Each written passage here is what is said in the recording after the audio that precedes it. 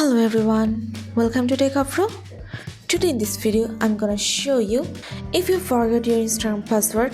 Here I'm gonna show you how to retrieve it. Before starting the video, please subscribe to Techavro. So let's get started. For this, you have to open your settings. Now scroll down. Present Google. Select your Gmail account and present manage your Google account. Now go to security. Scroll down, present password manager. Here you have to press on instagram.com. Enter your pattern. Here is your password.